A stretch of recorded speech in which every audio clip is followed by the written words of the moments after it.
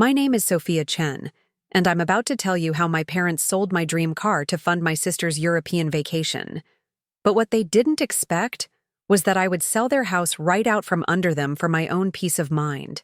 I know that sounds extreme, but by the time you hear the whole story, you'll understand why sometimes the only way to stop being a doormat is to burn the entire doormat factory to the ground. Before we jump back in, tell us where you're tuning in from, and if this story touches you, make sure you're subscribed, because tomorrow I've saved something extra special for you. Growing up in Maplewood Heights, a quiet suburb outside Portland, I was always the responsible one in the Chen family.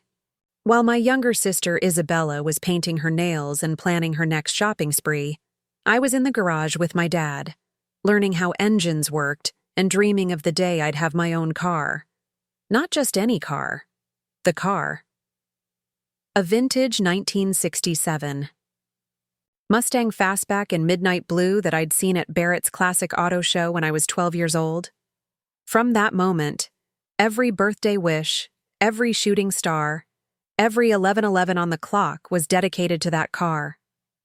I had the exact model memorized: 390 V8 engine, 4-speed manual transmission, racing stripes that looked like lightning bolts across the hood. The dealer, Mr. Barrett himself, had laughed when 12-year-old me asked about the price. $45,000, sweetheart, but don't worry, I'll hold on to it for you. He was joking, but I wasn't. While Isabella spent her teenage years perfecting her Instagram aesthetic and collecting boyfriends like Pokemon cards, I spent mine working.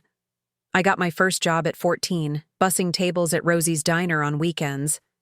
When I turned 16, I added evening shifts at the local grocery store. While other kids were at parties, I was stocking shelves and calculating how many hours I needed to work to afford not just the car, but the insurance, maintenance, and everything that came with owning a classic vehicle. My parents, David and Linda Chen, never understood my obsession. Dad would shake his head as I showed him my latest savings milestone. "Sophia, honey, you could buy a nice reliable Honda with that money. Why do you want some old gas guzzler that'll break down every other week?" But Mom was worse. She'd roll her eyes whenever I mentioned the Mustang. "You're being ridiculous, Sophia. Cars are just transportation. You're acting like it's some kind of precious treasure." Meanwhile, Isabella. God, where do I even start with Isabella? If I was the practical daughter, she was the princess. 3 years younger than me, but somehow always the center of attention, Isabella had this way of making everything about her. When I got my first job, the family dinner conversation wasn't about my initiative or work ethic. It was about how Isabella felt left out because she wasn't old enough to work yet. When I made honor roll, Isabella would coincidentally have some drama with her friends that required immediate family intervention. When I saved my first $1,000, Isabella needed a new laptop for school, even though her old one worked perfectly fine. The pattern was always the same. Sophia achieves something, Isabella needs something, and guess who got the attention? But I didn't let it break my focus. Every shift at Rosie's Diner, every late night stocking groceries, every weekend I spent working instead of hanging out with friends, it was all for the Mustang. I had pictures of it taped to my bedroom mirror, set as my phone wallpaper, and sketched in the margins of my notebooks. My junior year of high school, I had a revelation. Instead of just saving money randomly, I needed a real plan. I created a spreadsheet, because of course I did, tracking every dollar I earned and spent.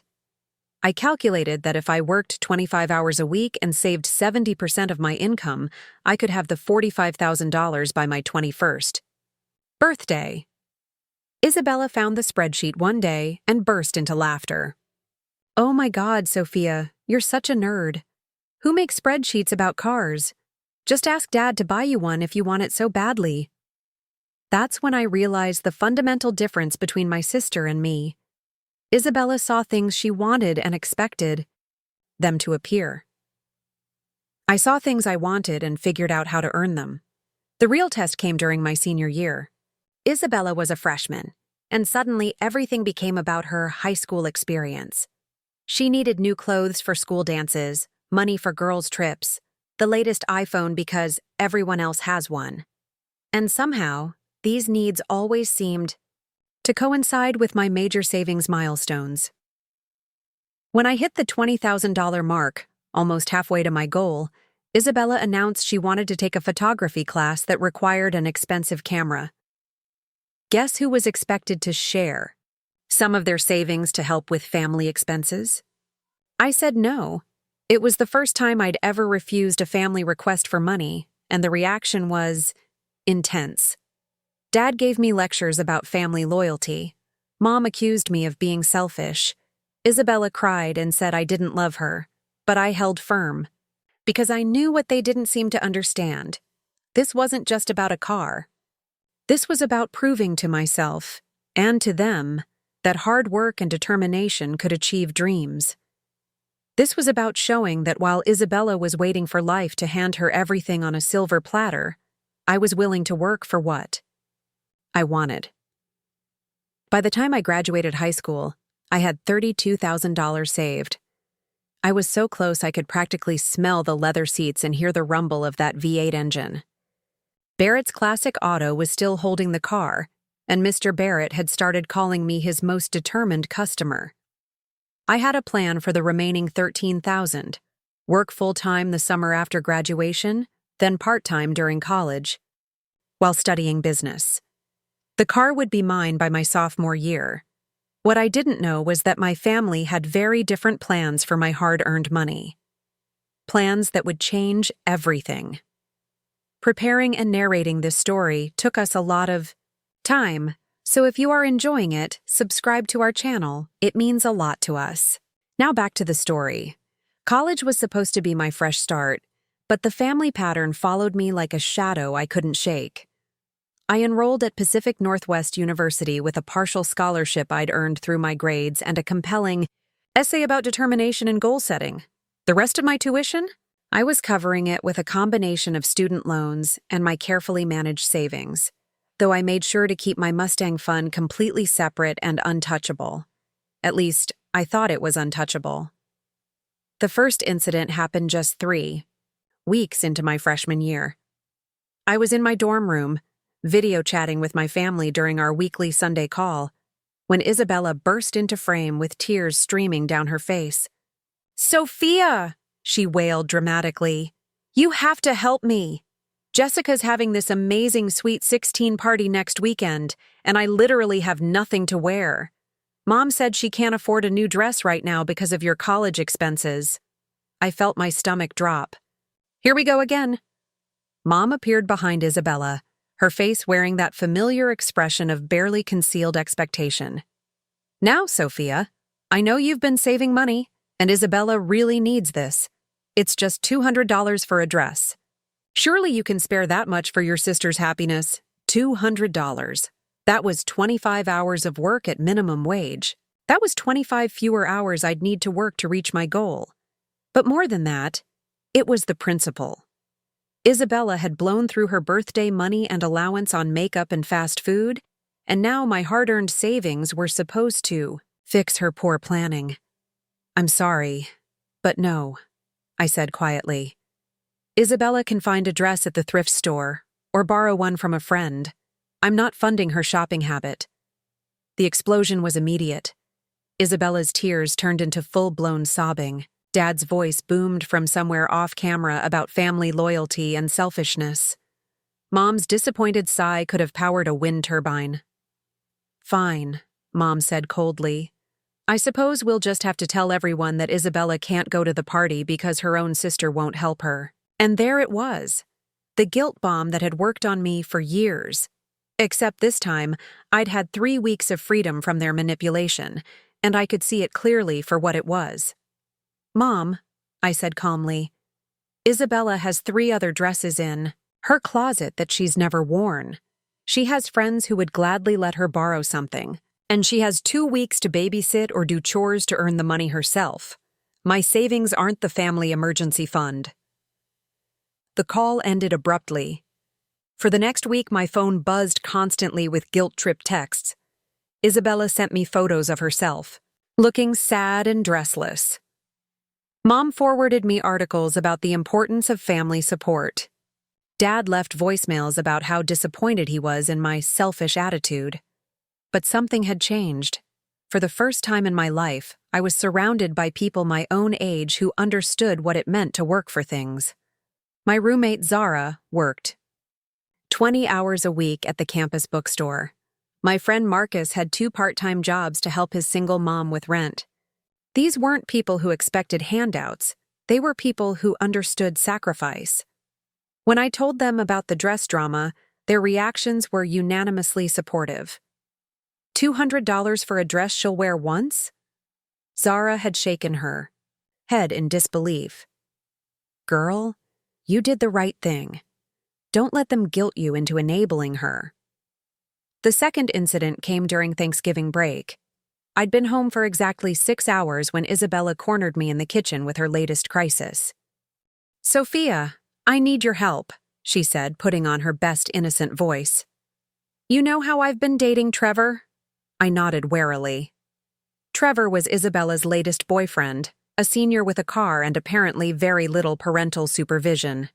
Well, he invited me to go with him and his friends to that new ski resort in Mount Bachelor for New Year's. But the trip cost $800, and Mom and Dad said they can't afford it because of Christmas expenses. $800. My heart rate spiked. Isabella, I know it's a lot, she interrupted quickly. But this could be really important for my relationship. Trevor's friends are all going, and if I can't go, he might break up with me. Please, Sophia, I promise I'll pay you back. The lies came so naturally to her. Isabella had never paid anyone back in her life. Her promises were as empty as her savings account. No, I said firmly. Absolutely not. This time, Isabella was ready for my refusal. Within minutes, both parents had materialized in the kitchen like they'd been waiting in the wings. Sophia, Dad said, using his stern voice, your sister is asking for help with something important. This isn't just about money. It's about her happiness and her relationship. It's about her wanting an expensive vacation she can't afford, I countered. Since when is it my responsibility to fund Isabella's love life? Mom stepped forward, placing a hand on my shoulder in that way that was supposed to seem caring but felt manipulative. Honey, you've been saving money for years. You have more than enough. Would it really hurt you to help your sister this once? This once. The phrase that had preceded dozens of financial requests over the years. Mom, I've been working since I was 14 to save for something specific. Isabella has been working since never. Why is my money the solution to her problems? Because you have it, Isabella snapped, dropping her innocent act. And because I'm your sister. God, Sophia, you're so selfish. It's just money.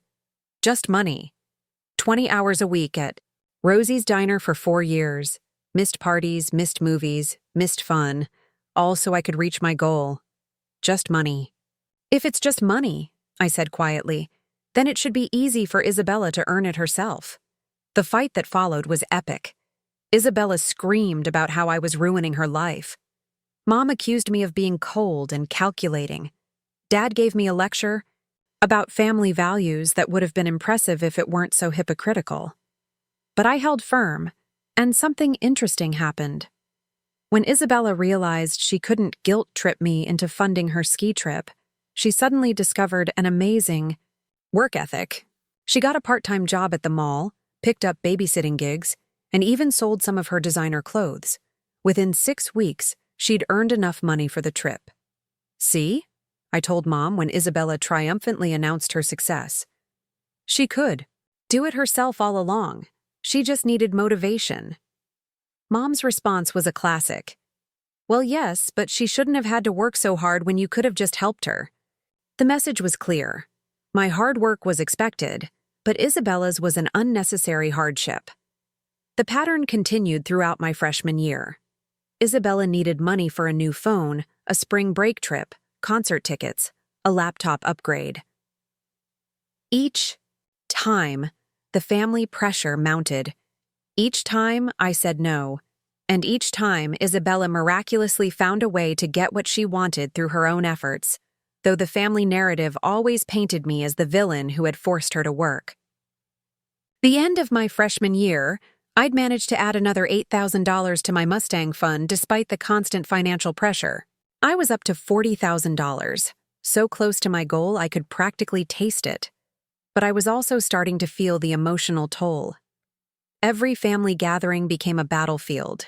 Every phone call included some reference to my selfishness. Isabella had started a campaign among our extended family, painting herself as the victim of my greed. The worst part was the doubt that started creeping in. Was I being too rigid? Was family support more important than personal goals? Was I missing out on relationships for the sake of a car?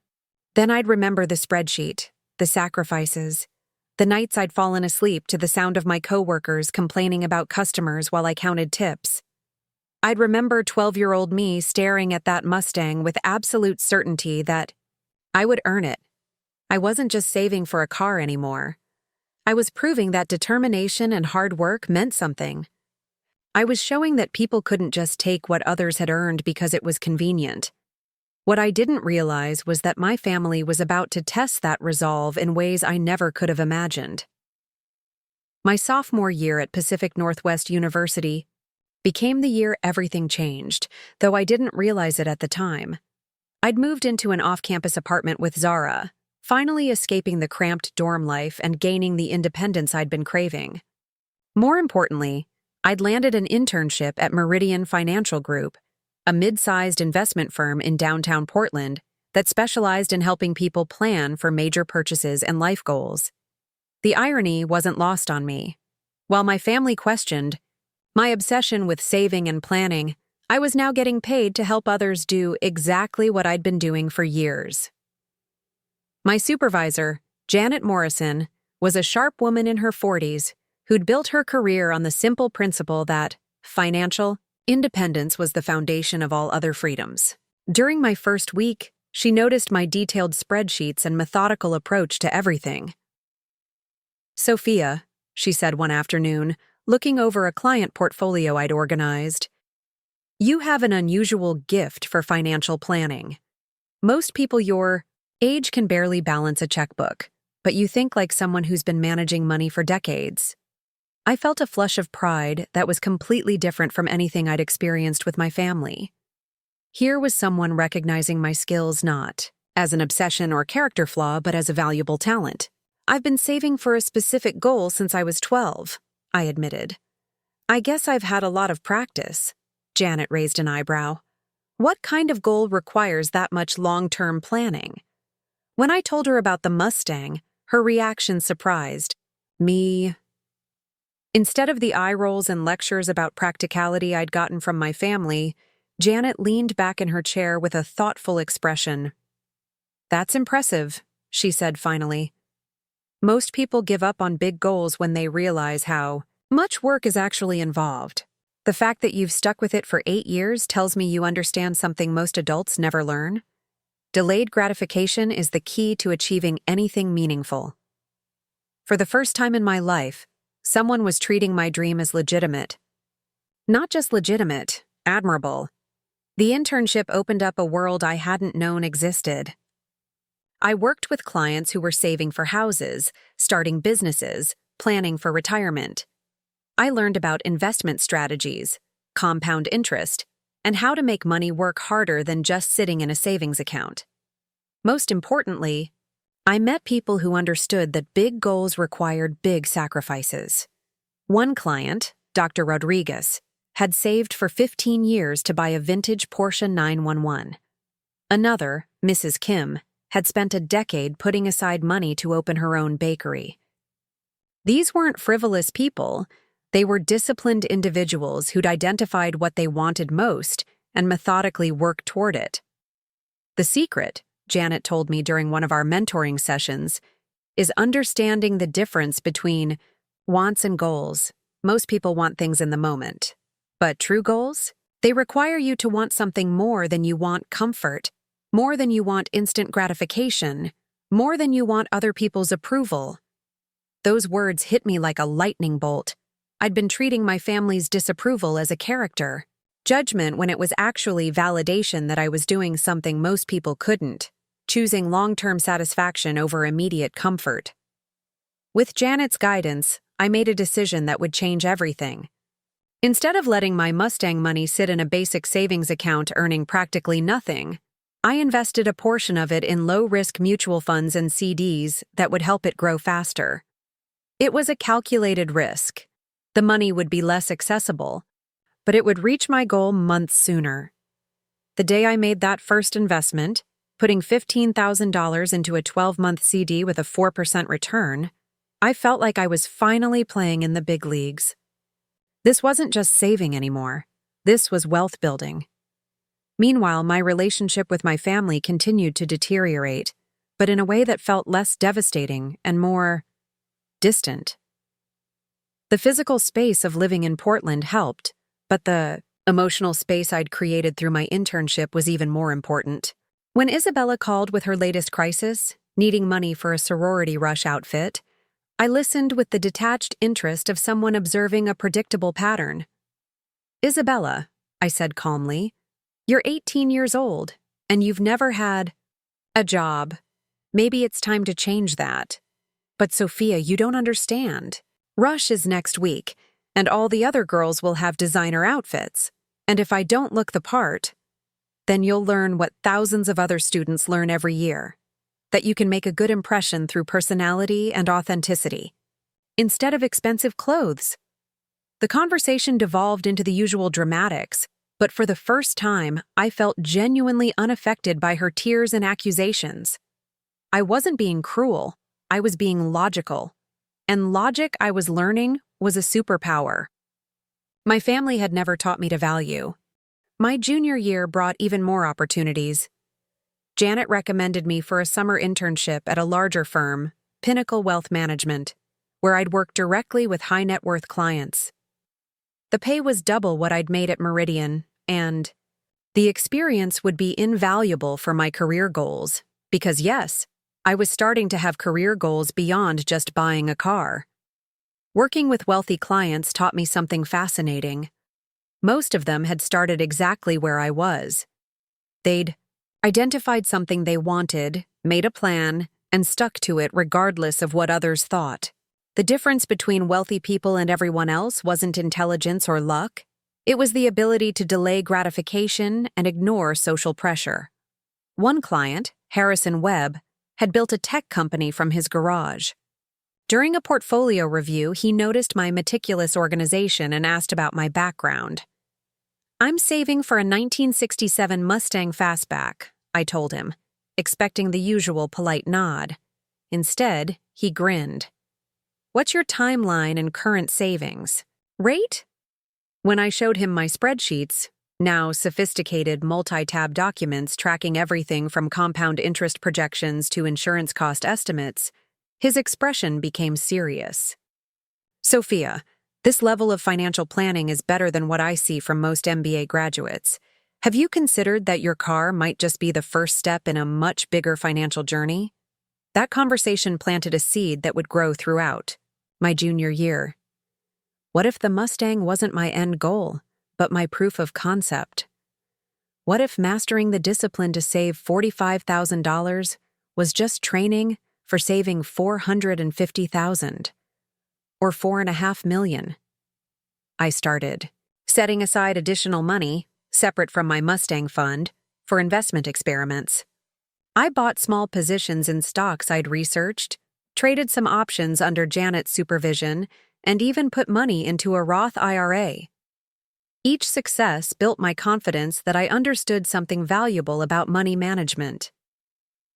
By spring semester of my junior year, my Mustang fund had grown to $43,000. I was so close I could practically feel the keys in my hand. But more importantly, I'd built something even more valuable, a skill set and mindset that would serve me for life. My family's phone calls had become less frequent and more perfunctory. Isabella had eventually joined a sorority, wearing a thrift, store dress she'd altered herself, which actually ended up getting more compliments than any designer outfit could have. Mom and Dad had stopped asking me for money after so many rejections, though I could sense their resentment simmering beneath every conversation. The distance felt healthy. For the first time in my life, I was surrounded by people who celebrated my successes instead of seeing them as opportunities for exploitation. My professors praised my analytical skills. My internship supervisors competed to offer me better positions. My friends respected my discipline and often asked for financial advice. I was building a life where my strengths were assets, not sources of guilt. What I didn't know was that my family had been watching my success from afar, and they were planning something that would test every boundary I'd worked so hard to establish. Something that would force me to choose between keeping peace and keeping my dignity. Something that would show me exactly how far they were willing to go to maintain the old family dynamics that had served them so well. The spring of my senior year brought news that should have been cause for family celebration. Pinnacle Wealth Management offered me a full-time position starting immediately after graduation, with a starting salary of $68,000 and a signing bonus of $5,000. It was more money than either of my parents had ever made, and I was 22 years old. When I called home to share the news, my excitement was bubbling over. This wasn't just a job. It was validation of everything I'd worked toward, proof that my discipline and focus had real-world value. "Mom, Dad, you're not going to believe this," I said, practically bouncing in my apartment. "Pinnacle offered me a position. I'll be working as a junior financial advisor with a clear path to senior advisor within 3 years. The salary is incredible, and they're even giving me a signing bonus." There was a pause on the other end of the line before Mom responded. "Oh, that's nice, dear. Hold on a second. Isabella, come tell Sophia your news." My excitement deflated like a punctured balloon. Isabella's voice came through the speaker, bright and animated in a way that immediately commanded attention. "Sophia, guess what? I got accepted to study abroad in Barcelona this summer. It's going to be absolutely amazing. 6 weeks of art history and Spanish culture. I'm going to be living right in the heart of the city, and the program includes weekend trips to Madrid and Seville." "That's great, Isabella," I managed, though my throat felt tight. "What about my job offer, though? Did you hear—" "Oh, yes, your job thing," Mom said dismissively. "That's wonderful, honey. Now, Isabella, tell us more about this Barcelona program. How much does it cost?" And just like that, my career milestone became your job thing, while Isabella's vacation became the center of conversation. I listened in stunned silence as my parents peppered her with excited questions about her classes, her housing, her travel plans. When Isabella mentioned the program cost, $12,000, neither parent gasped or suggested she find a way to earn the money herself. "We'll figure it out, sweetheart," Dad said warmly. "This sounds like the opportunity of a lifetime." The opportunity of a lifetime. Isabella's 6-week vacation was an opportunity of a lifetime, but my career-launching job offer warranted a distracted, "That's nice, dear." After hanging up, I sat in my apartment staring at the Pinnacle offer letter, trying to process what had just happened. In the span of 10 minutes, my family had managed to minimize the biggest professional achievement of my life, while treating Isabella's expensive whim as a priority worthy of financial sacrifice.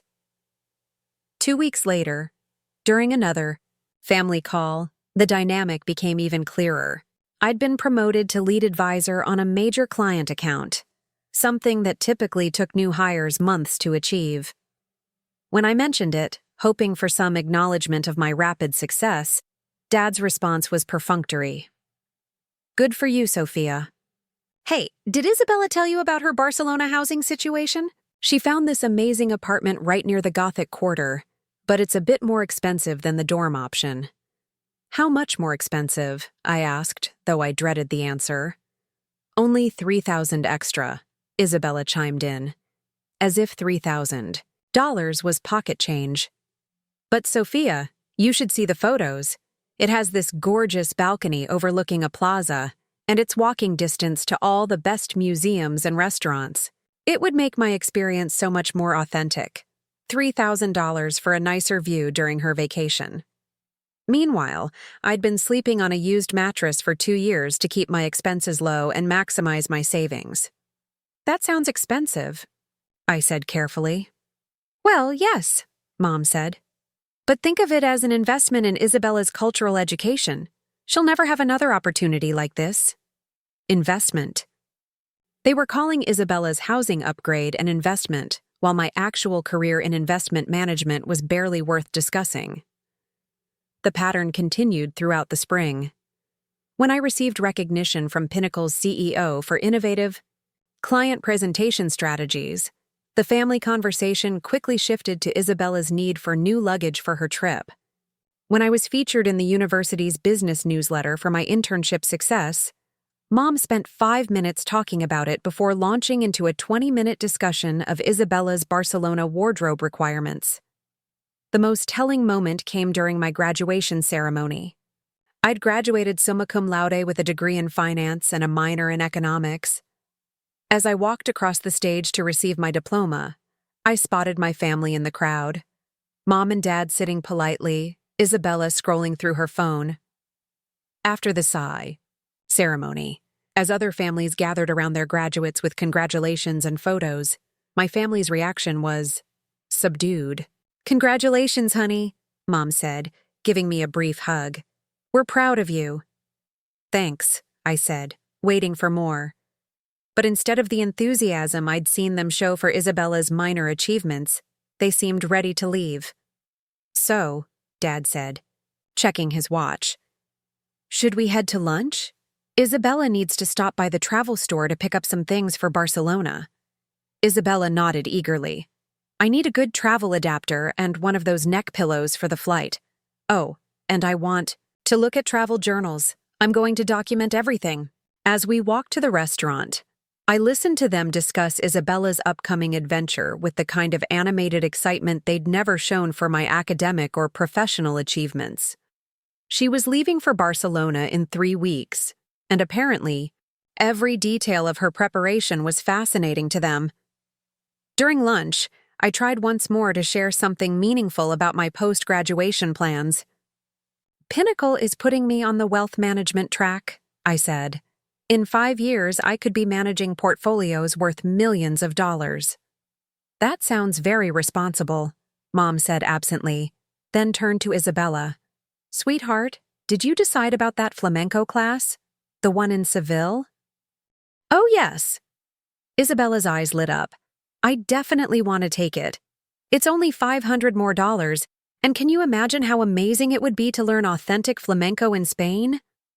$500 more, tacked onto an already expensive program like it was nothing. I excused myself to go to the bathroom, but really, I needed a moment to collect myself. Standing in the mirror, I looked at my graduation cap and gown and tried to remember why this day had felt so important that morning.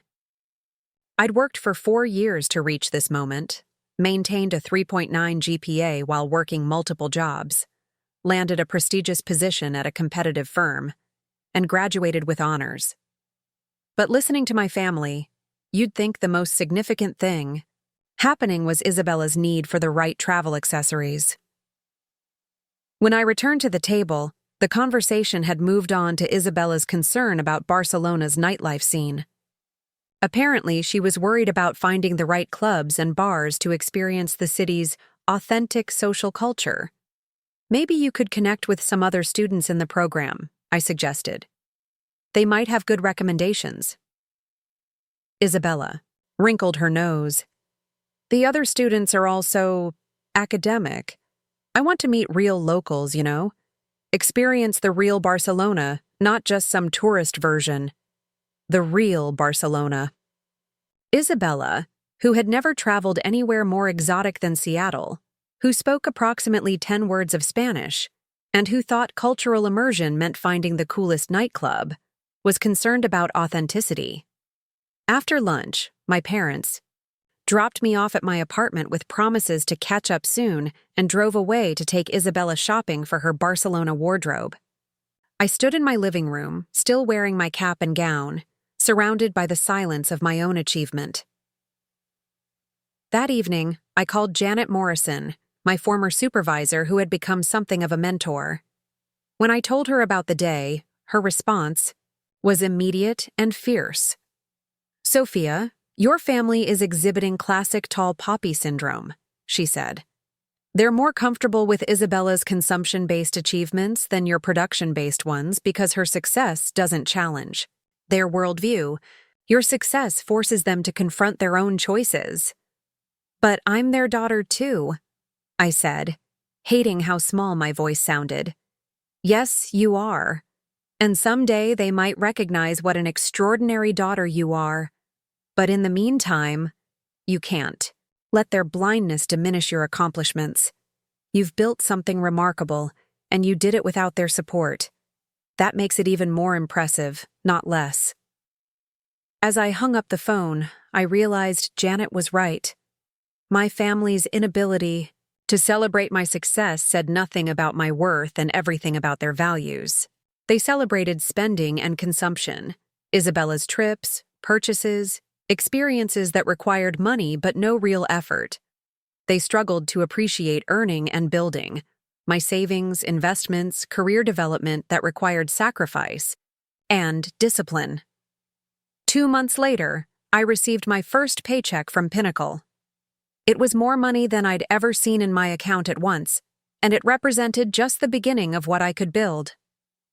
That same week, Isabella left for Barcelona, with 3 new suitcases, a credit card for emergencies, and $12,000 of family money funding her cultural education.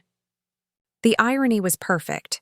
While my family spent a fortune sending Isabella to Spain to find herself, I was finding myself right here in Portland, building a career that would give me the freedom to travel anywhere I wanted and pay for it myself. But what I didn't know was that my growing financial independence was about to become a problem for my family in ways I couldn't imagine. 6 months into my career at Pinnacle Wealth Management, I decided to host a celebration dinner that would change everything. I'd just closed my first major client deal, helping the Yamamoto family restructure their investment portfolio to save over $40,000 in taxes annually. It was exactly the kind of sophisticated financial work I'd dreamed of doing, and my colleagues were genuinely impressed. More importantly, I'd finally done it. That morning, I'd walked into Barrett's Classic Auto and handed over a cashier's check for $45,000. The 1967 Mustang Fastback was mine. After 9 years of saving, planning, and sacrifice, I was finally holding the keys to my dream car. The moment felt surreal. Sitting in the driver's seat, running my hands over the restored leather interior, hearing that V8 engine purr to life. Mr. Barrett had grinned as he handed over the title. "You know, Sophia, I've been selling cars for 35 years, and I've never had a customer work harder for a single vehicle. This one's special because of what it represents." He was right. The car was beautiful, but what it represented, the power of long-term thinking, the value of delayed gratification, the proof that I could achieve anything I set my mind to, was even more beautiful. I decided to celebrate both achievements with a dinner party at Meridian, one of Portland's upscale restaurants. I invited my closest colleagues from Pinnacle, my former mentor Janet Morrison, a few college friends who'd supported me through the years, and, despite my reservations, my family. The guest list was carefully chosen. These were people who understood hard work, who appreciated achievement, who had watched me build something meaningful from nothing. I wanted to share this moment with people who would truly understand what it meant. The evening started perfectly. I arrived at Meridian in my Mustang, and the valet's appreciative whistle made me grin. Inside, the private dining room I'd reserved was elegant but not ostentatious. Exactly the right tone for celebrating professional success and personal achievement. My colleagues arrived first, and their reactions to my car story were everything I'd hoped for. David Chen, one of the senior advisors, shook his head in amazement. 9 years of saving? Sophia, that's the kind of discipline we try to teach clients who are planning for retirement. You mastered it as a teenager. Sarah Kim from the investment team raised her glass. To Sophia, proof that the American dream is alive and well for those willing to work for it. Janet Morrison, my former mentor, had brought a small gift. A framed photo of a young Warren Buffett with a quote about compound interest. This is, for someone who understands that time and patience are the most powerful tools in finance, she said warmly. The conversation flowed naturally among topics I was passionate about: market trends, client success stories, investment strategies. These were my people, ambitious, hardworking professionals who spoke my language. Then my family arrived. The change in atmosphere was immediate and unmistakable. Mom, Dad, and Isabella walked in like they were entering a foreign country, looking around the restaurant with expressions that ranged from intimidated to dismissive. Isabella, in particular, seemed determined to make an impression, wearing a dress that was more appropriate for a nightclub than a professional dinner. "Sophia," Isabella announced loudly, causing heads to turn. "This place is so fancy. You must be making serious money now." I cringed internally. Before I could respond, she'd already launched into her standard routine, center stage positioning that immediately shifted the group's focus to her. "Everyone, this is my little sister Isabella," I said, trying to manage the introduction professionally. "And these are my parents, David and Linda Chen." My colleagues politely welcomed them, but I could see the subtle confusion in their expressions. The family dynamic was already becoming apparent. Isabella's attention-seeking behavior, my parents' obvious favoritism, the way they seemed disconnected from the professional environment. As we settled at the table, I attempted to steer the conversation back to the evening's purpose. "I wanted to thank everyone here for their support over the past few years. Achieving this goal has been—" "Oh my God, you guys," Isabella interrupted, pulling out her phone. "I have to show you pictures from Barcelona. Sophia, I don't think I told your friends about my study abroad experience." Without waiting for permission, she launched into a detailed slideshow of her trip, complete with commentary about Spanish, nightlife, the amazing guys she'd met, and the life-changing experience of living in Europe for 6 weeks. My colleagues listened politely, but I could see them exchanging glances. This wasn't unusual sibling behavior. This was something else entirely. The real disaster began when my colleague David asked about my car purchase. Sophia mentioned she's been saving for this particular car since she was 12. That kind of long-term planning is remarkable. Dad laughed in a way that made my stomach drop. "Oh, Sophia's always been obsessed with that car. We kept telling her it was impractical, but you know how stubborn she can be." "Stubborn?"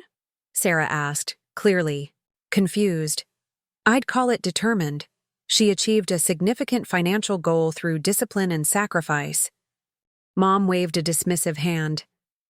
"Well, yes. But at what cost? Sophia missed out on so much fun during high school and college because of this car obsession."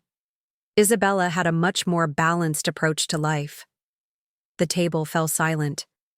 I felt heat rising in my cheeks as my professional achievements and personal discipline were reframed as character flaws in front of my colleagues. Isabella, sensing an opportunity, jumped in with a bright smile. "Oh, Mom's right. Sophia was always so serious about money. I mean, I understand the value of experiences over possessions. You know? Like my Barcelona trip taught me so much about life and culture. You can't put a price on personal growth." Janet Morrison's expression had shifted from polite interest to barely concealed incredulity. "I'm sorry, but did you just suggest that saving for 9 years to achieve a goal demonstrates poor life balance?" Dad nodded earnestly. "We've always worried that Sophia focuses too much on material things instead of relationships and experiences." The irony was staggering. My family was criticizing my materialism to a table full of financial professionals who understood that my car represented the opposite of materialism. It represented discipline, planning, and the ability to delay gratification for long-term goals. David Chen cleared his throat. With respect, Mr. Chen, what Sophia accomplished requires exceptional self-control and maturity. Most people her age can't save for 9 months, let alone 9 years. Isabella laughed, a tinkling sound that grated against the professional atmosphere. Oh, you guys are so serious. Money isn't everything. I mean, yes, Sophia has her car now, but what about life experiences? What about personal growth? What about relationships? She gestured around the table as if she were addressing children who didn't understand basic life principles. Sarah Kim's voice was carefully controlled when she responded. Personal growth can come from many sources, including the discipline required to achieve long-term goals. And the relationships around this table exist partly because we share similar values about hard work and achievement. The conversation continued to deteriorate from there. Every attempt my colleagues made to acknowledge my accomplishments was met with deflection or subtle criticism from my family. When Janet mentioned my rapid promotion at Pinnacle, Mom responded by talking about Isabella's natural people skills. When David praised my client's success, Dad mentioned how Isabella had always been the social butterfly of the family.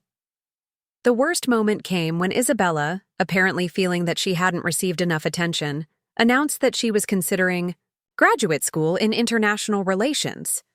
I'm thinking about Georgetown or George Washington University, she said confidently. After my Barcelona experience, I really understand the importance of global perspectives. That's wonderful, said one of my colleagues politely. Have you taken the GRE? Isabella's blank stare answered the question before her words did. Oh, I haven't really looked into the details yet. I'm more of a big picture person. I figure the specifics will work themselves out. The silence that followed was deafening. Here was Isabella, talking about attending prestigious graduate programs without having done even basic research into requirements, while sitting at a table celebrating someone who had spent 9 years executing a detailed plan. As the evening wound down, my colleagues made polite excuses and left earlier than planned. After my family departed, with Isabella loudly promising to catch up soon, and my parents offering perfunctory congratulations, I found myself alone with Janet Morrison. Sophia, she said quietly, I need to ask you something, and I want you to answer honestly. Is that dynamic typical of your family interactions? I nodded, feeling a mix of embarrassment and relief that someone had witnessed what I'd been dealing with for years. Janet was quiet for a long moment. I've worked with hundreds of high-achieving clients over the years, and I've seen this pattern before. Some families celebrate success and others feel threatened by it. Your family appears to be in the second category. What do you mean? Your success challenges their narrative about what matters in life. They've built an identity around Isabella being the valuable daughter, the social one, the fun one, the one who deserves investment and support. Your achievements force them to confront the possibility that they've been backing the wrong horse, her. Words hit me like a physical blow, not because they were harsh, but because they were true. The question you need to ask yourself, Janet continued gently, is whether you're going to keep trying to earn recognition from people who are emotionally invested in not giving it to you. That night, I sat in my new Mustang in my apartment, parking lot, processing everything that had happened. The evening that should have been a triumph had become a public humiliation, but it had also been something else, a moment of clarity. For the first time, people I respected had witnessed my family's dysfunction, and their shock had validated something I'd been questioning for years. This wasn't normal family dynamics. This was something more toxic, and I didn't have to accept it anymore. The phone call that would crystallize everything came 3 weeks after the disastrous dinner party. I was in my office at Pinnacle, reviewing quarterly reports for the Henderson portfolio when Isabella's name flashed on my screen. Given our family's recent behavior, I almost let it go to voicemail, but curiosity won out. Sophia! Isabella's voice was bright and animated, as if the awkward dinner had never happened. I'm so glad I caught you. I have the most amazing news. I leaned back in my chair, bracing myself. What's going on, Isabella? Well, you know how I've been thinking about my future and what I really want to do with my life? She didn't wait for my response. I've figured it out. I'm going to be an influencer. Not just any influencer, a lifestyle and travel influencer. I'm going to build a brand around authentic experiences and luxury living. I blinked at my computer screen, trying to process this announcement. An influencer? Yes. Think about it, Sophia. I have natural charisma, I'm photogenic, I understand what people want to see. Barcelona was just the beginning. I documented everything and my posts got so much engagement. I know I can build this into something really successful. The enthusiasm in her voice was infectious, but something about the plan felt fundamentally flawed. Isabella, how exactly does someone become a successful influencer? What's your strategy? Oh, you're being so technical again, she laughed. It's not about strategy. It's about authenticity and connection. People follow influencers because they want to live vicariously through their experiences. I just need to create content that showcases an aspirational lifestyle. But how do you fund the aspirational lifestyle before you have followers? Don't you need money to travel and buy the things you're showcasing? There was a pause. And when Isabella spoke again, her tone had shifted slightly. Well, that's actually why I'm calling. I need some startup capital to really make this work. I've been researching, and to build a serious following, I need professional photography, better equipment, and seed money for travel content. My stomach began to sink. How much are we talking about? Nothing crazy. Maybe $15,000 to start. That would cover a good camera setup, some editing software, and a few strategic trips to create content. Think of it as an investment in my business. $15,000. The number hung in the air like a challenge. Isabella, I said carefully, that's a significant amount of money. Have you considered starting smaller? Maybe building a following, locally first, or getting a part-time job to fund your equipment. The response was immediate and sharp. Sophia, you're missing the point completely. This isn't about working some dead-end job to scrape together money for cheap equipment. This is about building a brand from the ground up. You can't create aspirational content with amateur tools or budget constraints. But how do you know this? Will work? What if you spend $15,000 and don't gain the following you're expecting? Isabella's laugh was dismissive. God, you're so negative. This is exactly what I'm talking about. You think like an accountant instead of an entrepreneur. Successful people take calculated risks. They invest in themselves. The irony of that statement was stunning. Isabella, I've been investing in myself for nearly a decade. That's how I was able to buy my car and build my career. That's different, she said quickly. You saved money to buy a thing. I'm talking about investing in experiences and opportunities that will generate ongoing income. It's a completely different mindset. I felt something shift inside me, a clarity that cut through years of family conditioning. Isabella, can I ask you something honestly? Of course. Do you actually believe that saving money demonstrates inferior thinking compared to spending money you don't have? There was a pause. I think you're oversimplifying it, Sophia. It's not about saving versus spending. It's about scarcity mindset versus abundance mindset. You've always had a scarcity mindset. You hoard money because you're afraid of not having enough.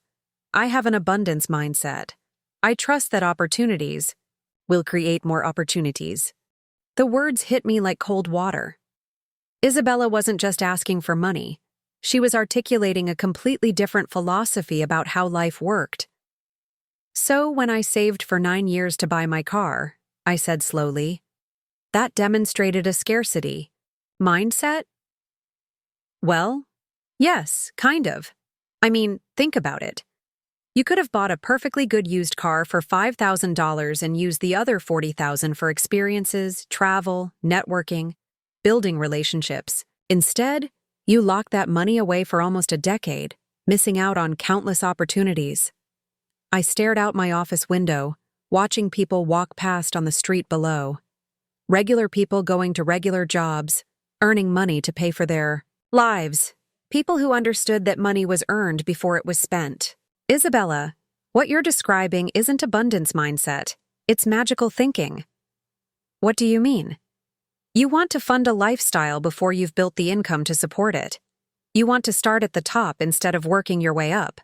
You want the results without the process. Her voice became defensive. That's not true. I'm willing to work hard. I just understand that in today's economy, you need to think differently. You need to leverage opportunities and build personal brands. Your way is outdated. My way? I felt anger building. Isabella, my way put me through college, got me a career, and bought me everything I own. What has your way accomplished? My way has given me experiences you can't buy. I've lived in Europe. I understand different cultures. I've built relationships with interesting people. When was the last time you did anything that wasn't calculated in a spreadsheet? The conversation was revealing something I'd never fully understood before. Isabella genuinely believed that her approach to life was superior to mine. She wasn't asking for money because she was irresponsible. She was asking because she fundamentally disagreed with the concept of earning before spending. Isabella, I said quietly, do you think I should give you $15,000? I think you should invest in your sister's success, yes. And if the influencer plan doesn't work out, then I'll figure out something else. That's what adaptable people do. With whose money? The silence stretched long enough that I wondered if the call had dropped. Sophia, why are you being like this? Isabella's voice had lost its confidence and taken on a whining tone I recognized from childhood. We're family. When family members have opportunities, we support each other.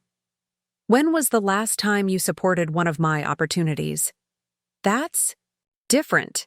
You've never needed support. You always figure everything out on your own. I'm asking for help with something that could benefit both of us. How would your influencer career benefit me?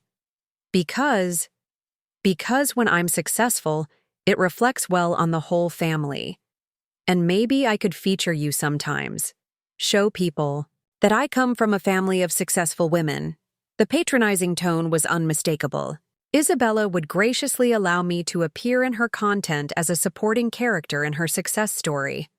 Isabella, I need to ask you something, and I want a completely honest answer. Okay. Do you believe you deserve financial support from me because you're my sister, or because your plan is genuinely good? Another long pause. I think those things aren't mutually exclusive. Good sisters help each other achieve their dreams. Even when those dreams require other people's money? Sophia, you're being deliberately difficult. You have the money. I have the opportunity. It's simple mathematics. Simple mathematics. Isabella had reduced my 9 years of sacrifice to you have the money, as if it had appeared through lottery luck rather than disciplined effort. Isabella, I'm not going to give you $15,000. But more than that, I'm not going to give you any money for any business venture that you haven't researched, planned, and partially funded yourself. You're being completely unreasonable. I'm being consistent with my values. If you want to be an influencer, get a job, save money, and build your brand gradually. If the idea is truly good, it'll work even if you start small.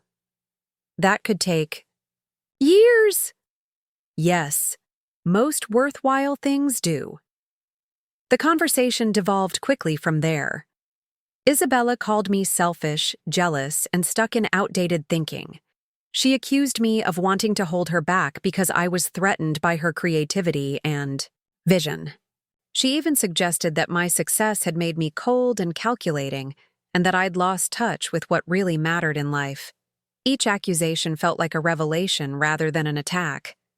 Isabella wasn't just asking for money, she was demanding that I validate her worldview by funding it.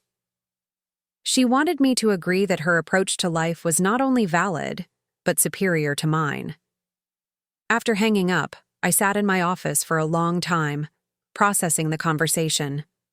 Isabella's plan wasn't just financially risky. It was built on principles that contradicted everything I believed about how success worked. She wanted to skip the foundation and start with the penthouse. She wanted the lifestyle before the income, the recognition before the achievement, the rewards before the work. But more importantly, she wanted me to be complicit in that approach. By funding her venture, I wouldn't just be giving her money, I'd be agreeing that her philosophy was correct and mine was wrong. For the first time in my life, I understood that my family's disapproval wasn't about my specific choices. It was about the threat my success posed to their entire belief system. If hard work and delayed gratification could create the life I wanted, what did that say about their approach of expecting, demanding, and spending? The philosophical divide wasn't just about money. It was about the fundamental question of how people should live. And I finally understood that some divides are too wide to bridge. 2 months after my conversation with Isabella about her influencer dreams, I received a call that made me question everything I'd believed about the value of hard work.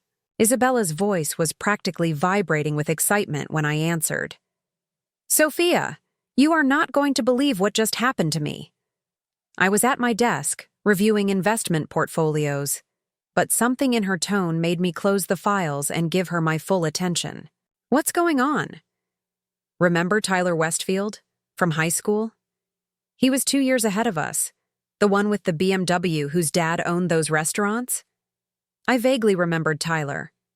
Rich kid, moderately attractive, never seemed to take anything seriously. "Yeah, I think so.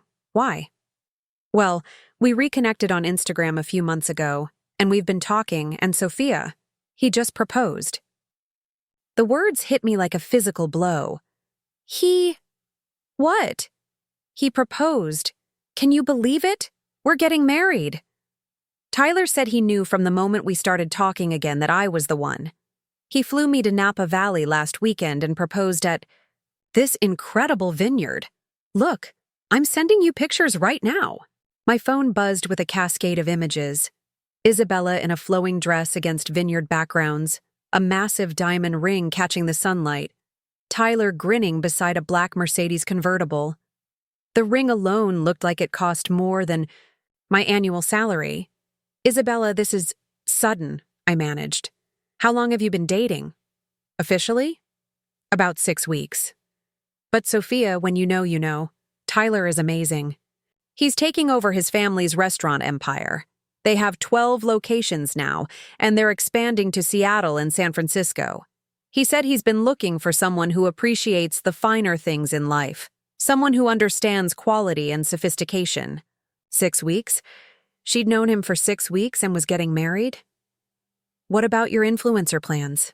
I asked, still trying to process this development. Isabella laughed, a sound full of relief and triumph. "Oh, that was just something to keep? Me busy while I figured out my real path. This is so much better, Sophia. Tyler wants me to focus on being the perfect wife and eventual mother. He said a woman of my caliber shouldn't have to work. My job will be to support him and manage our social life." The irony was staggering. Isabella had criticized my outdated approach to life, then immediately embraced the most traditional arrangement possible. "And you're happy with that?" I asked carefully. "Happy? Sophia, I'm ecstatic. Do you know what Tyler's net worth is? He showed me his portfolio last night. It's over $3 million. At 25, I'll never have to worry about money. Again, $3 million at 25. The number echoed in my head as I looked around my modest office, thinking about my own carefully built savings account and steady salary. In 6 weeks of dating, Isabella had secured access to more wealth than I might accumulate in a lifetime of careful financial planning. "When's the wedding?" I asked, though part of me hoped she'd say they were taking time to plan properly. 6 months. Tyler doesn't want to wait, and honestly, neither do I. His parents are handling everything. They've already put deposits down at the Four Seasons for the reception and hired some celebrity wedding planner. Tyler said budget isn't a concern because he wants our wedding to be perfect. Of course, budget wasn't a concern. Tyler's family was spending more on one party than I'd saved in nearly a decade. "Isabella, don't you think 6 months is rushing things? Maybe you could take a year to really get to know each other." "Sophia," she interrupted, her voice taking on that patronizing tone I'd come to recognize. "You're thinking like an accountant again. This isn't about timelines and practical considerations. This is about love and opportunity. Tyler could have chosen anyone. He dated models and socialites before me.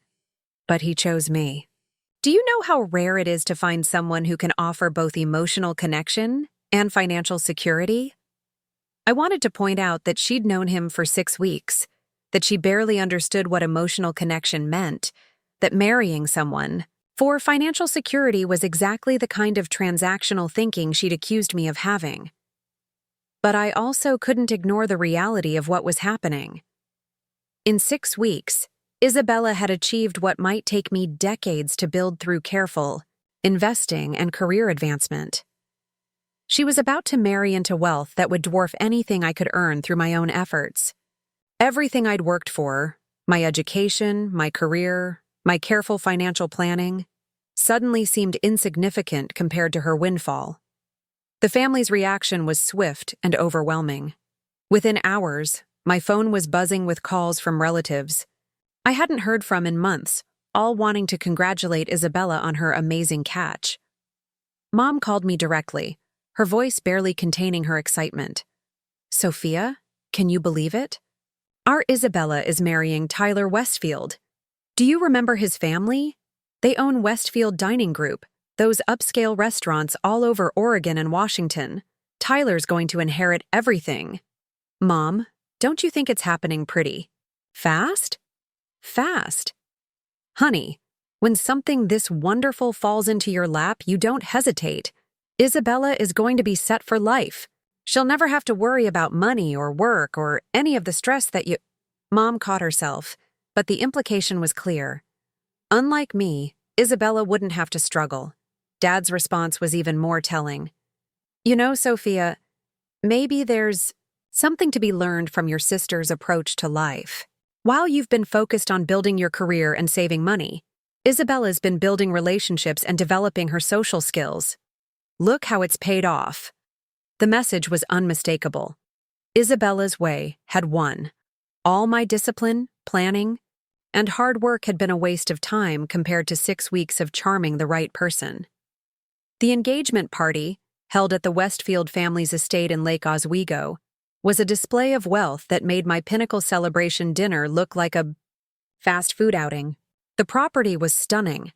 10 acres of manicured grounds, a main house that could have been featured in Architectural Digest, and a guest list that read like a Portland Society registry. Isabella floated through the party in a designer dress that probably cost more than my monthly salary, the diamond ring catching light with every gesture. She looked radiant, confident, and completely in her element. Tyler's family had embraced her immediately, with his mother gushing about Isabella's natural elegance and his father joking about welcoming such a beautiful addition to the family. As I watched Isabella work the room, I felt something I'd never experienced before, genuine doubt about my life choices. Here was my sister, who had never held a real job, never saved a dollar, never planned beyond the next weekend, being celebrated by some of the wealthiest people in Portland. Meanwhile, I stood in the corner nursing a glass of champagne that probably cost more than my daily food budget, feeling invisible and insignificant. Quite a catch, isn't she? I turned to find Tyler's cousin, Marcus, standing beside me. He was About my age, well-dressed, with the easy confidence that comes from generational wealth. Isabella's always been charming, I said diplomatically. Marcus nodded approvingly. Tyler's dated a lot of women, but Isabella's different. She has this natural grace, this understanding of how to present herself in social situations. You can't teach that. It's intuitive. Natural grace, intuitive social skills. All the qualities I'd never possessed, being celebrated as superior to the ones I'd spent years developing. "What do you do?" Marcus asked politely. "I'm a financial advisor at Pinnacle Wealth Management." His smile was polite but uninterested. "That sounds practical. Tyler mentioned you're the studious sister." The studious sister. As if being studious was a consolation prize for not being naturally graceful. Later that evening, as guests moved to the garden for dancing, I found myself alone with Tyler's mother, Patricia Westfield. She was an elegant woman in her 50s who moved through social situations with the confidence of someone who'd never questioned her place in the world. "You must be so proud of Isabella," she said warmly. "She's going to make Tyler very happy." "I hope they'll make each other happy," I replied. Patricia smiled knowingly. "Oh, Tyler will be fine. He's always been good at getting what he wants. And Isabella? Well, she's clearly good at being what men want." The comment hung in the air with implications I didn't want to explore. "Isabella is very fortunate," Patricia continued. "Not many young women have the opportunity to marry into a family like ours. She'll never have to worry about the struggles that most people face, working for years to build something, constantly worrying about money, all those tedious practical concerns." Every word felt like a personal attack on the life I'd built. "Of course," Patricia added with a gentle smile. "Some people prefer the satisfaction of earning their own way. I suppose there's something to be said for that approach too. But her tone suggested there really wasn't." Driving home that night in my Mustang, I couldn't shake the feeling that I'd just witnessed the universe playing a cosmic joke. Everything I'd believed about the value of hard work, delayed gratification, and personal achievement had been trumped by 6 weeks of strategic charm. Isabella had accomplished more through natural social skills and fortunate timing than I had through 9 years of disciplined effort.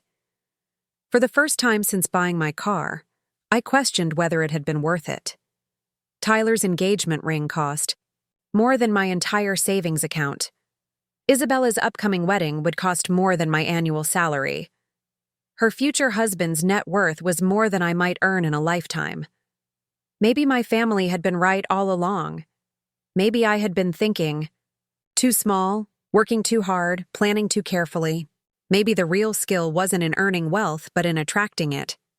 Maybe Isabella's approach, focusing on relationships, experiences, and social positioning, was actually more intelligent than my spreadsheets and sacrifice. As I pulled into my apartment complex, I looked up at the windows of other units where people were probably balancing checkbooks, planning budgets, and working toward goals they might never achieve. While one floor up, someone like Isabella was probably posting engagement photos and planning a future funded by someone else's inheritance. The worst part was that I couldn't even claim moral superiority anymore. Isabella genuinely seemed happy. Tyler appeared smitten, and their families were thrilled. By every measure that mattered to the rest of the world, Isabella had won. And I was beginning to wonder if I'd been playing the wrong game entirely. The months leading up to Isabella's wedding became a masterclass in psychological warfare disguised as family celebration. What started as normal wedding planning quickly escalated into a campaign designed to showcase everything I lacked while highlighting everything Isabella had effortlessly acquired. It began with the wedding planning calls. Every Sunday, without fail, my phone would ring with updates that felt less like family news and more like carefully crafted reminders of my inadequacy. "Sophia, you won't believe what happened today." Mom's voice would bubble with excitement. Isabella and Tyler went to look at venues, and they fell in love with the grand ballroom at the Four Seasons. It's $40,000 just for the space rental. But Tyler said money is no object for his princess. $40,000 for one evening. More than I'd saved for my car in the first 3 years of working. That's substantial, I'd say, trying to keep my voice neutral. Oh, but that's just the beginning. They're flying in flowers from Ecuador. Isabella insisted on having the exact shade of peonies she saw in a magazine. And the dress. Sophia, you should see this dress. It's by some designer in Paris.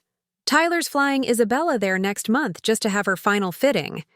Flying to Paris for a dress fitting.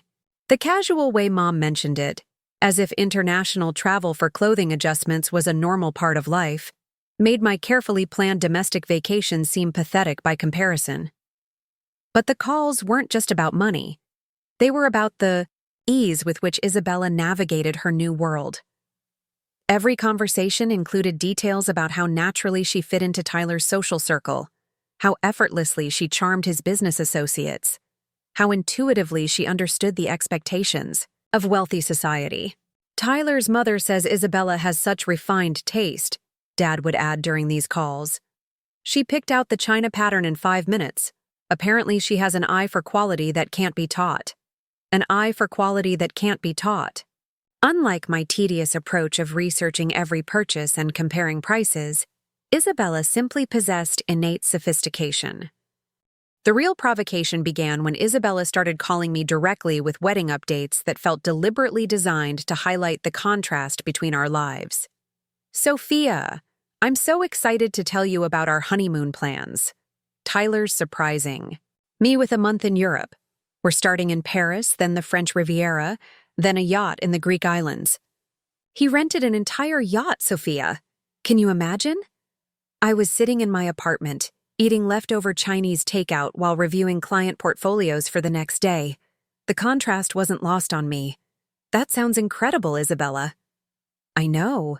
Tyler says he wants our first month as husband and wife to be unforgettable. He's already arranged for us to stay in the best hotels, eat at Michelin-starred restaurants, meet with some European business contacts who might be interested in expanding his restaurant concept internationally. Even their honeymoon was a business. Networking opportunity wrapped in luxury. Tyler's so smart about mixing pleasure with business, Isabella continued. He says that's how truly successful people think. Every experience should serve multiple purposes. The irony of Isabella praising strategic thinking while criticizing my calculated approach to life wasn't lost on me, but pointing it out would only invite another lecture about my negative attitude. The wedding registry became another source of torment. Isabella called one afternoon to share her excitement about the gifts they were receiving. Sophia, you should see what Tyler's business partner sent us, a complete set of Baccarat crystal. Do you know how much Baccarat costs? The wine glasses alone are $300 each. $300 for a single wine glass. I drank wine from glasses I'd bought at Target for $4 each. And Tyler's college roommate? You remember Brad, the one who started that tech company? He's giving us a week at his villa in Tuscany as a wedding gift. A whole villa, Sophia, with staff and everything. Wedding gifts that cost more than my annual vacation budget. A social network where people casually gifted European villas. But the most calculated provocation came when Isabella started asking for my advice on managing wealth. The questions were phrased as genuine requests for help, but they felt like deliberate reminders of the gap between our financial situations.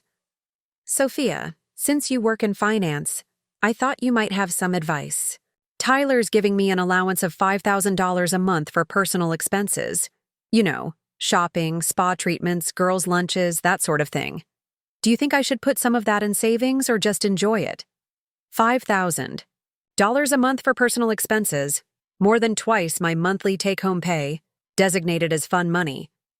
I suppose it depends on your other financial security, I managed. Oh, we're completely secure. Tyler has his trust fund, plus his salary from the restaurant business, plus his investment portfolio. This is just my spending money so I don't have to think about budgets or track expenses. Tyler says a woman like me shouldn't have to worry about mundane financial details. A woman like me shouldn't have to worry about money. Unlike a woman like me, apparently, who spent her entire adult life worrying about exactly that. The provocations escalated when Isabella started giving me unsolicited advice about my own life, always framed as loving concern, but delivered with surgical precision. "Sophia, I've been thinking about your situation, and I'm worried you're limiting yourself," she said during one particularly memorable call. "You're so focused on work and saving money, but you're missing out on the kinds of experiences that actually matter." "What do you mean?" "Well, look at your social life. When was the last time you went on a real date? When was the last time you traveled somewhere exciting? You're 25 years old, and you're living like you're 50. The criticism stung because it contained enough truth to feel personal. My social life had taken a back seat to career building, and my travel was limited by budget constraints. "I travel," I said defensively. "Sophia, driving to the coast for a weekend doesn't count as travel. I'm talking about real experiences. Europe, Asia, somewhere that expands your worldview and creates memories worth having. Memories worth having. As if my carefully earned achievements weren't worth remembering. Maybe if you loosened up a little, dress differently, put yourself out there more, you might meet someone like Tyler. There are lots of successful men who would appreciate a woman with your practical qualities." Practical qualities. The way she said it made it sound like a consolation prize. But the worst provocation came when Isabella started including me in activities that showcased the lifestyle gap between us. She invited me to join her for wedding dress shopping at an exclusive boutique in downtown Portland, where the cheapest gown cost more than my monthly rent. "Try something on," Isabella encouraged as I stood awkwardly among racks of designer gowns. "Just for fun," the Murthia saleswoman, clearly recognizing that I wasn't a paying customer, offered polite but minimal assistance. I tried on a dress that cost $8,000, more than I'd ever spent on clothing in my entire life, and stood in front of the mirror feeling like a fraud. "It's beautiful," Isabella said, studying my reflection. "But it's not really you, is it? You need something more practical." Practical. Again.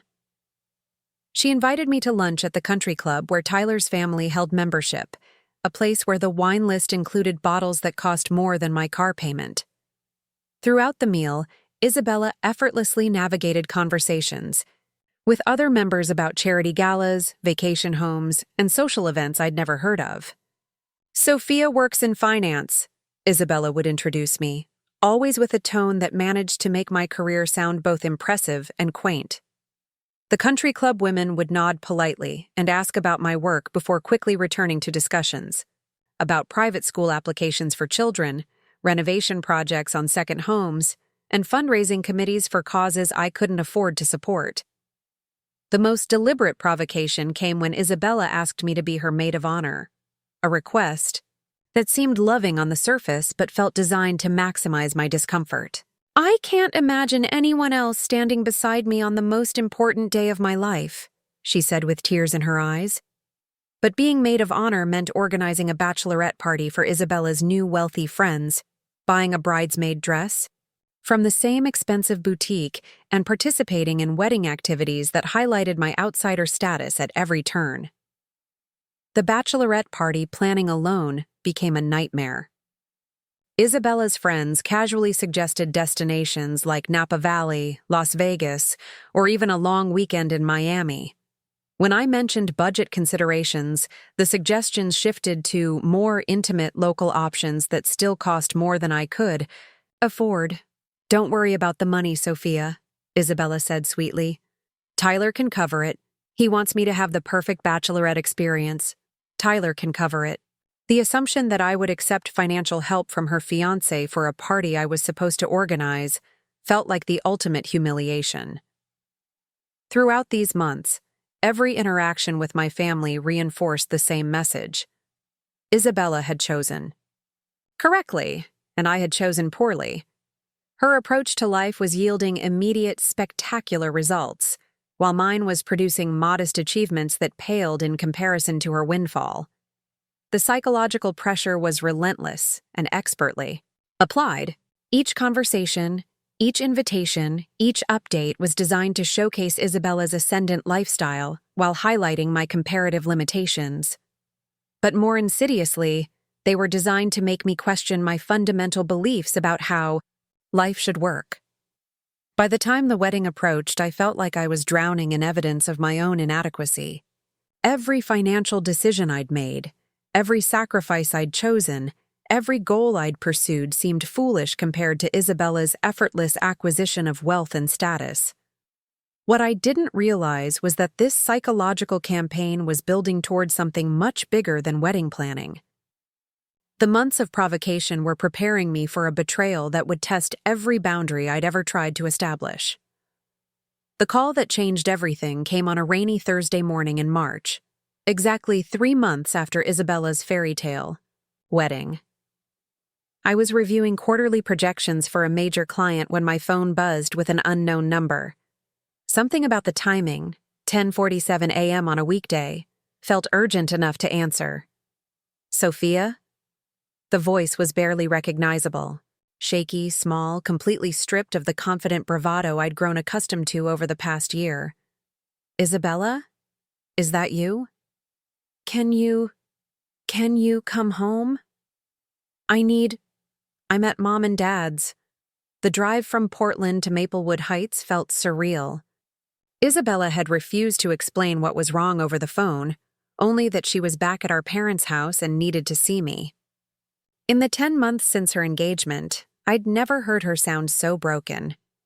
I found her in our childhood living room, curled up in the corner of the couch wearing sweatpants and an oversized hoodie, a dramatic departure from the designer clothes that had become her uniform.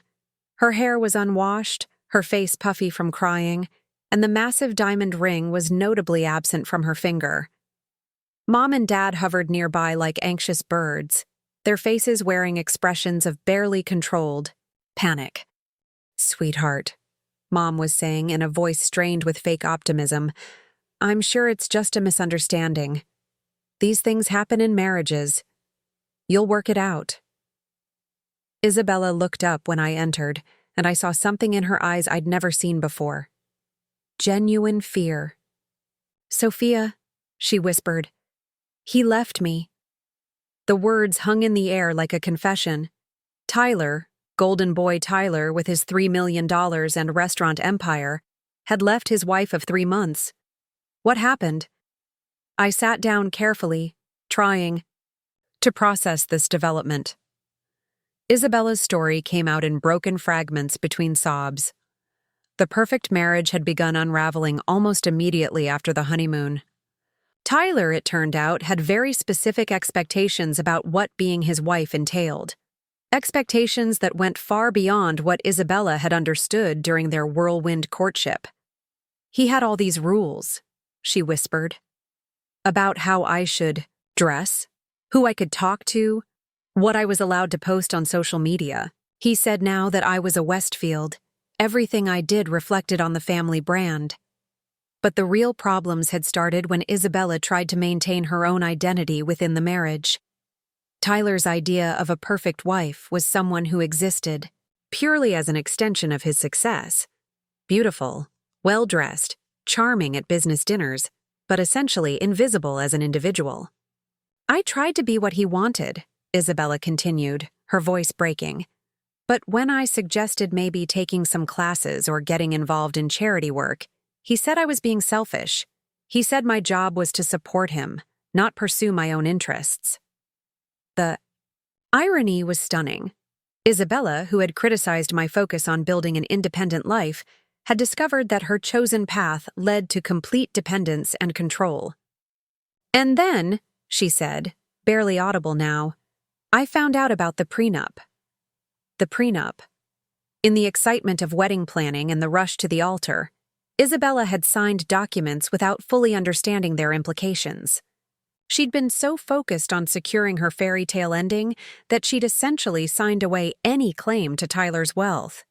"If we divorce within the first 5 years, I get nothing," she explained. No alimony, no property settlement, nothing. Tyler's lawyer made sure of that. But the final betrayal had come just 2 weeks ago, when Isabella discovered Tyler was having an affair with his assistant, a woman he'd been seeing throughout their entire relationship. When I confronted him, Isabella's voice became barely a whisper. He said I should be grateful for the 3 months of luxury I'd had. He said I'd gotten exactly what I'd wanted from the marriage, and now he was moving on to someone who better understood her place. The cold calculation of it was breathtaking. Tyler had never seen Isabella as a partner or even a real person. She'd been a trophy wife with an expiration date, and he'd planned for that expiration from the beginning. He changed the locks on the house while I was visiting Mom and Dad last weekend, Isabella continued. When I went back, security wouldn't let me in. All my clothes, my jewelry, everything. It's all gone. He said I could keep whatever I came with, which was basically nothing. The girl who had criticized my practical approach to life was now sitting in sweatpants, broke and homeless, having discovered that her strategic marriage was actually a sophisticated trap.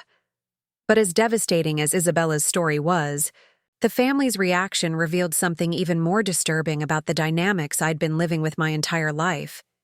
Instead of anger at Tyler's manipulation, instead of outrage at his calculated cruelty, Mom and Dad's primary concern seemed to be damage control.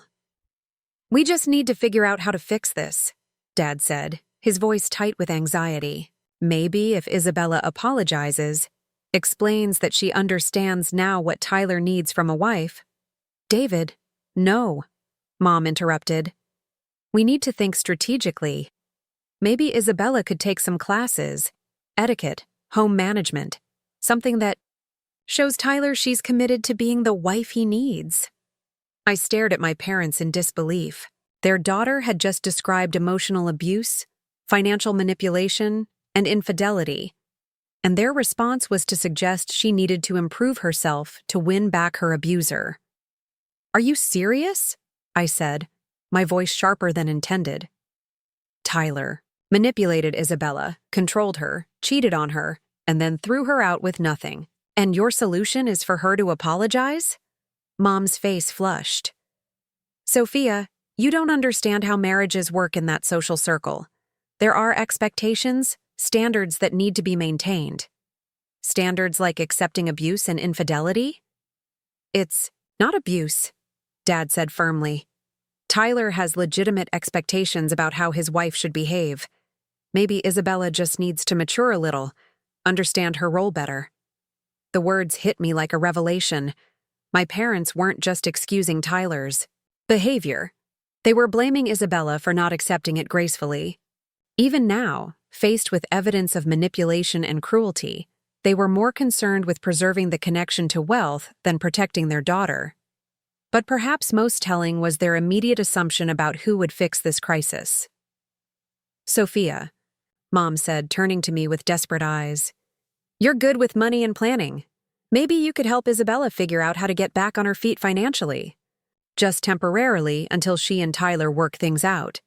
There it was, the expectation that had lurked beneath every family interaction for years. When Isabella's choices led to success, the family celebrated her superior approach to life. When those same choices led to disaster, I was expected to provide the safety net. "Isabella needs a place to stay while she sorts this out," Dad added. "Your apartment isn't big, but maybe she could sleep on your couch for a few weeks?" The request was phrased as temporary help, but I could see the longer-term expectation forming. Isabella had no job skills, no savings, no income, and no plan. Her entire identity for the past year had been built around being Tyler's wife. Without that role, she was essentially starting from zero at 23 years old. "And maybe," Mom continued, "you could lend her some money to get back on her feet.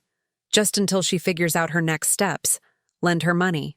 After a year of celebrating Isabella's effortless acquisition of wealth, after months of questioning my practical approach to life, after countless reminders that my hard work was inferior to Isabella's social strategy, they now wanted my carefully saved money to fund her recovery. The reversal was so complete it felt like psychological whiplash. Everything my family had praised about Isabella's approach, the focus on relationships over earning, the trust in others to provide security, the belief that charm could substitute for planning, had led directly to this moment of complete vulnerability.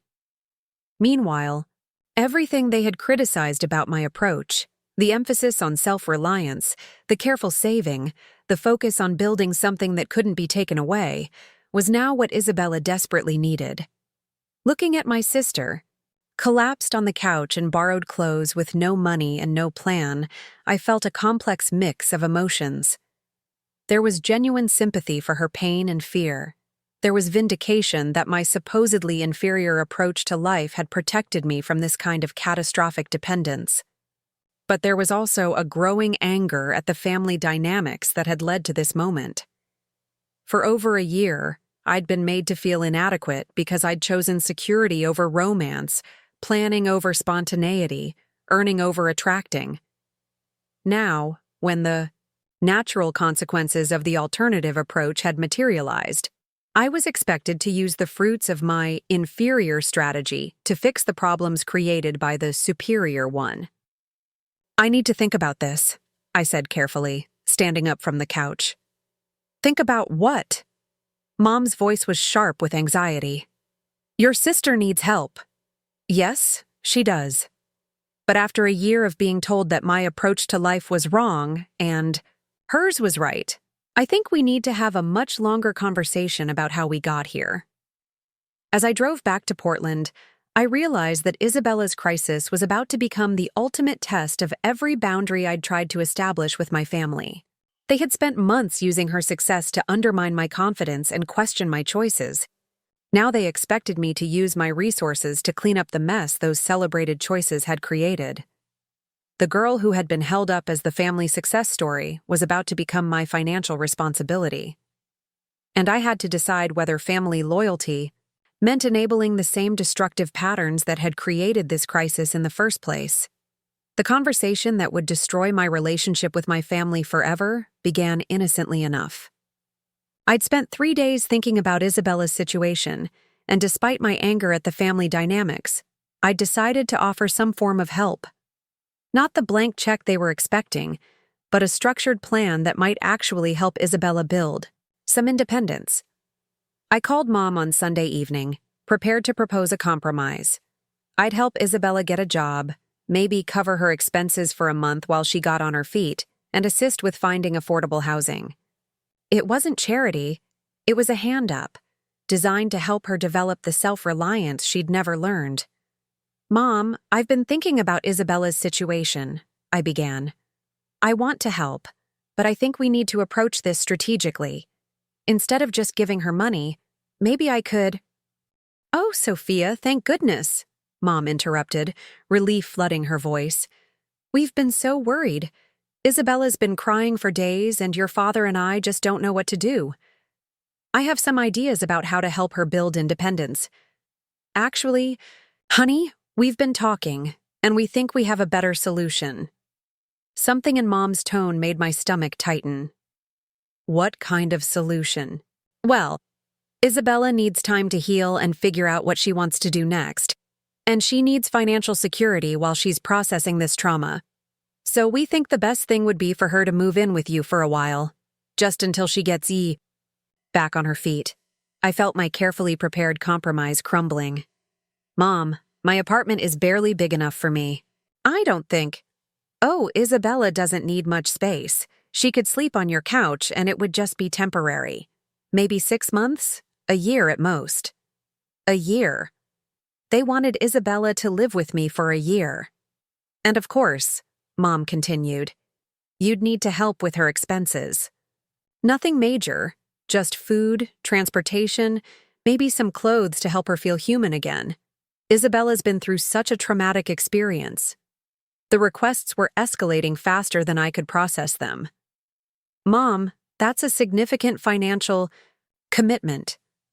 I think it would be better if Isabella got a job and—" "Sophia, you can't be serious. Your sister just escaped an abusive marriage. She's traumatized. She can't be expected to jump right into working some minimum wage job. She needs time to heal. But Dad's voice came through the background, and what I heard next made my blood run cold. Tell her about the car. David, not yet. What about my car? I interrupted, panic rising in my chest. There was a pause, and when Mom spoke again, her voice had shifted to that overly careful tone she used when delivering news she knew I wouldn't like. Well, sweetheart, Isabella needs transportation, and your car is just sitting there while you're at work all day. My car is not just sitting. There, I drive it every day. But you take public transit to work most days to save on parking. And Isabella really needs independence. She can't be trapped at home while she's recovering. The logic was so twisted it took me a moment to respond. Mom, that's my car. The car I saved for 9 years to buy. Sophia, don't be dramatic. We're not asking you to give it to her permanently. Just let her borrow it while she gets back on her feet. Borrow it. My 1967 Mustang Fastback, the symbol of everything I'd worked for, the proof that delayed gratification and hard work could achieve dreams. They wanted me to hand it over to Isabella as a temporary convenience. Mom, no, absolutely not. Sophia Chen, I am shocked by your selfishness. Mom's voice turned sharp and cold. Your sister is going through the worst crisis of her life, and you're worried about a car? It's not just a car, and you know that. It represents 9 years of... It represents your obsession with material possessions instead of family relationships. Dad's voice had joined the conversation, and his tone was harsh with disappointment. Isabella needs help, and all you can think about is your precious car. The gaslighting was so blatant it left me speechless. For a year, they'd celebrated Isabella's material success, her designer clothes, expensive jewelry, luxury lifestyle. But now my attachment to something I'd earned was being characterized as shallow materialism. Isabella's been through enough. Mom continued. The least you can do is share your resources with your sister. It's what family does. What has Isabella done for me lately that demonstrates this family support? I asked, my voice shaking with anger. How can you even ask that? Dad's voice was incredulous. She's your sister. She loves you. When? When has Isabella supported me, helped me, or even celebrated my achievements? She doesn't need to prove her love, Mom said dismissively. The bond between sisters shouldn't be transactional. Transactional. They were calling my request for reciprocity transactional, while simultaneously demanding my money, housing, and car for Isabella's benefit. But then Dad said something that revealed the true depth of their entitlement. Sophia, you have a good job, a nice apartment, savings in the bank. You have everything you need. Isabella has nothing. It's only fair that you share. Fair. They thought it was fair for me to give up what I'd earned to subsidize Isabella's recovery from the consequences of her own choices. Dad, I have those things because I worked for them. I made sacrifices, planned carefully, and earned everything I have. Isabella chose a different path. And she's paying for that choice. Mom's voice was rising. She's learned her lesson, but that doesn't mean we abandon her. I'm not suggesting we abandon her. I'm suggesting she learn to support herself instead of expecting me to do it. Support herself doing what? Dad snapped. She has no work experience, no job skills. What do you expect her to do? Flip burgers? The disdain in his voice for honest work was revealing. Even now, facing the consequences of Isabella's chosen path, they couldn't imagine her doing the kind of jobs I'd worked to build my life. But it was Mom's next words that pushed me past the point of no return. Sophia, I think you've forgotten what it means to be part of a family. Maybe that job of yours has made you too independent, too selfish. You're losing sight of what really matters. Too independent. My financial independence, the thing that had saved me from Isabella's fate, was being characterized as a character flaw. You know what? I said, my voice deadly calm. Let me think about it. Oh, thank goodness, Mom breathed. I knew you'd come around once you understood how serious. I'll call you back in a few days with my decision. After hanging up, I sat in my apartment, staring at the framed photo of my Mustang that I kept on my desk. The same car they now wanted me to hand over to Isabella as if it were a family resource rather than the product of my individual effort. But as I processed the conversation, I realized something that changed everything. This wasn't really about helping Isabella recover from a crisis. This was about re-establishing the family hierarchy that her marriage had temporarily disrupted. For 9 months, Isabella had been the success story, the daughter who'd made the smart choice, the one who'd proven that charm and social skills were superior to planning and hard work. Her marriage had validated their worldview and made me the family failure. But now that Isabella's strategy had collapsed, they needed to return to the old dynamic where my resources subsidized Isabella's lifestyle.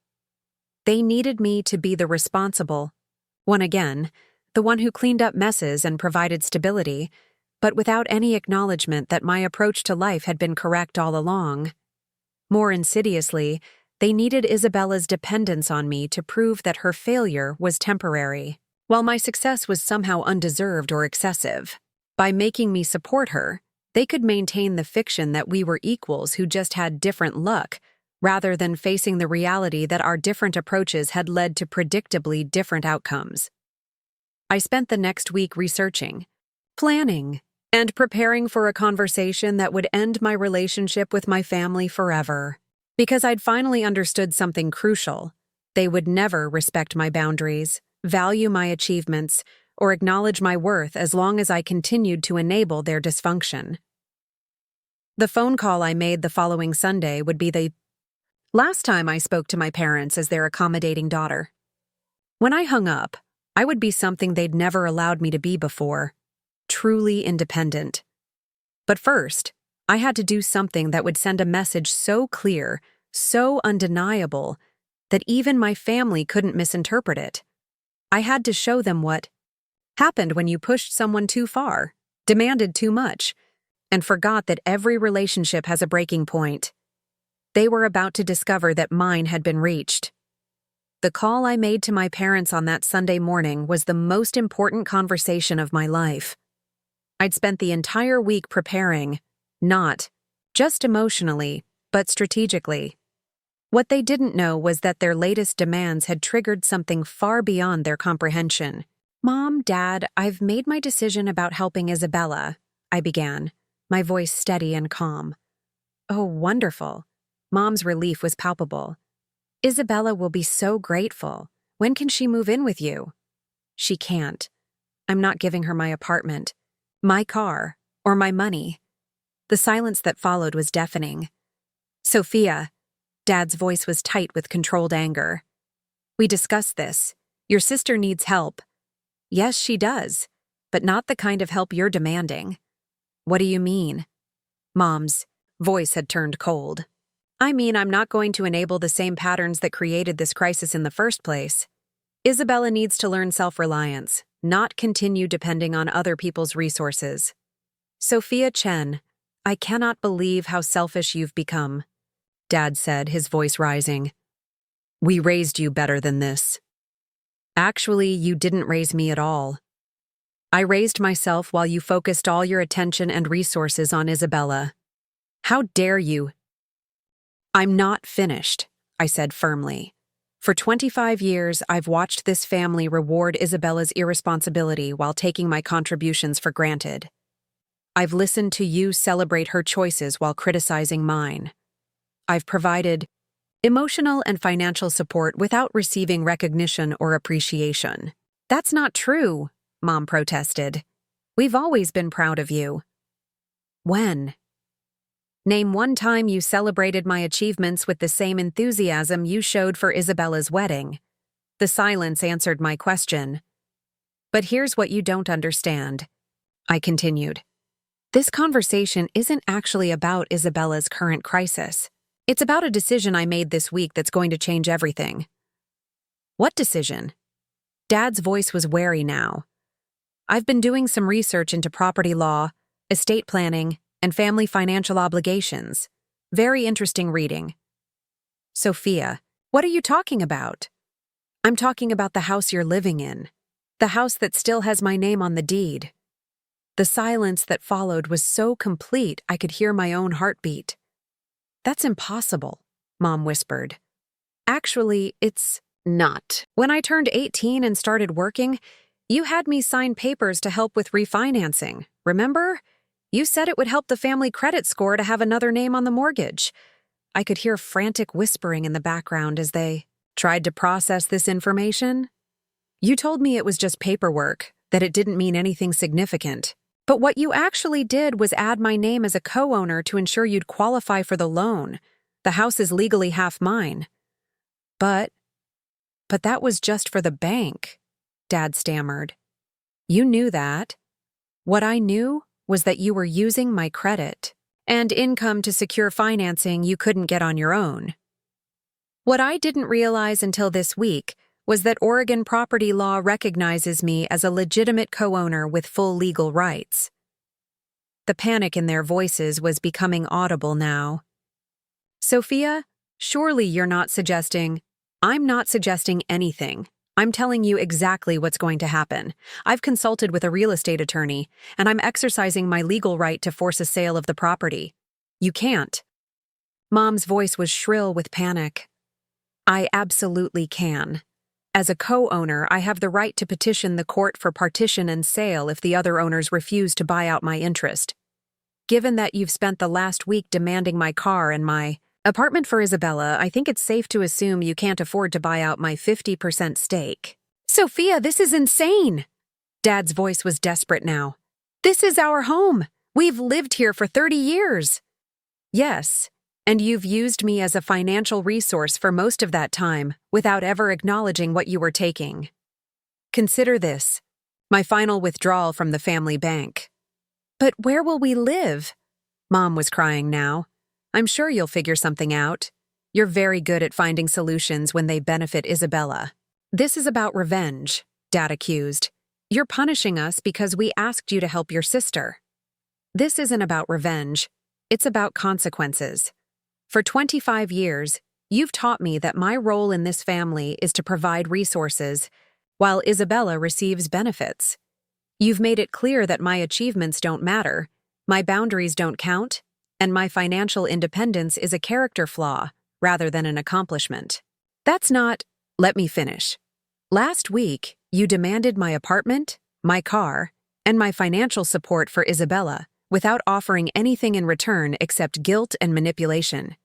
You characterized my reasonable refusal as selfishness and my independence as a moral failing.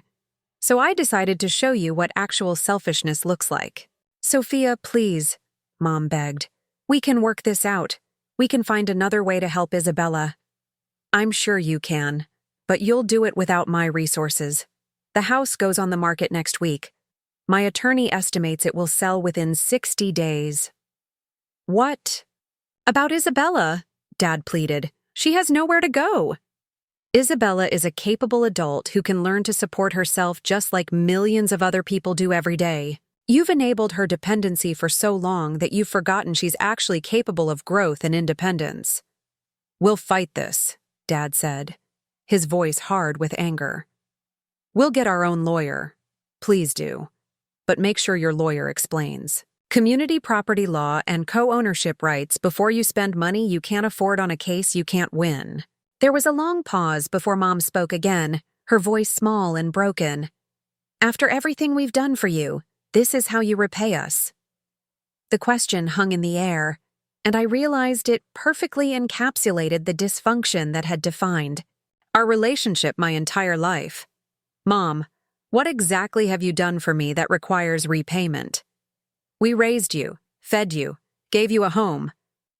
You did the basic legal requirements of parenthood. Meanwhile, I've been contributing to household expenses since I was 16.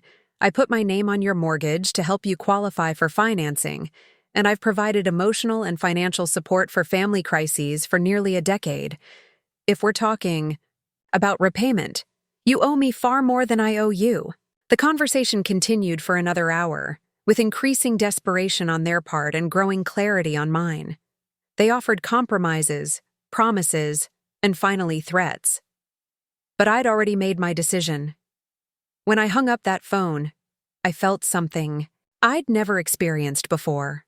Complete freedom from their expectations, demands, and manipulations. The house sold for $420,000.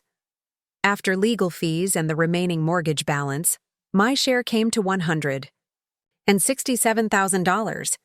Combined with my existing savings and investments, I suddenly had enough capital to make changes I'd only dreamed about.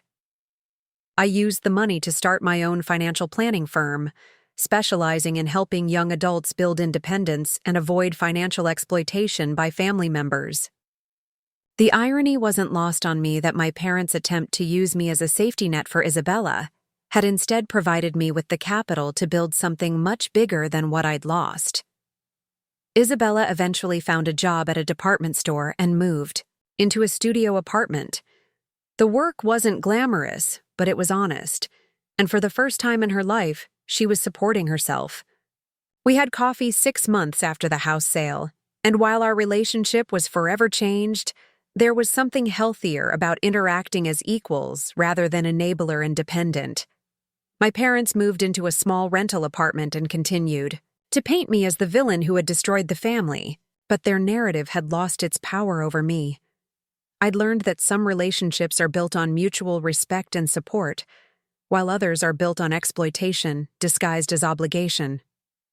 2 years later, my firm was thriving, and I'd helped dozens of young people establish healthy financial boundaries with their families. I'd also met someone, David Kim, a fellow financial advisor who understood the value of independence and shared my belief that the best relationships are built between two complete people rather than one person rescuing another. My new life wasn't perfect, but it was mine, built on my terms, funded by my efforts, and free from the toxic dynamics that had defined my first 25 years. I'd learned that sometimes the greatest act of love is refusing to enable destructive behavior, even when, especially when, that refusal comes at a personal cost. The girl who had once desperately wanted her family's approval had become a woman who understood that some approval isn't worth having. And the car that had started this journey, my beautiful 1967 Mustang, still sat in my garage, no longer just a symbol of delayed gratification, but a reminder that the best things in life are the ones you earn yourself. I'd sold their house for my peace, and it was the best investment I'd ever made. Up next, you've got 2 more standout stories right on your screen. If this one hit the mark, you won't want to pass these up. Just click and check them out.